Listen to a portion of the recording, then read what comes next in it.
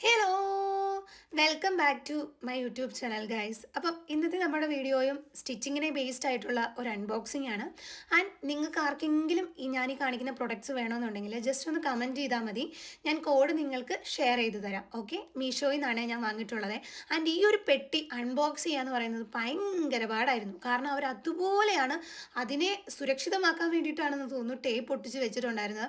But unbox ചെയ്യാൻ നല്ല പാടായിരുന്നേ. But ഞാൻ ഒരിടത്തൊരു കുത്തിട്ടിട്ട് ജസ്റ്റ് ഒന്ന് ഇങ്ങനെ വലിച്ച് അപ്പം സംഭവം എന്തായാലും ഓപ്പണായി വന്നിട്ടുണ്ട്.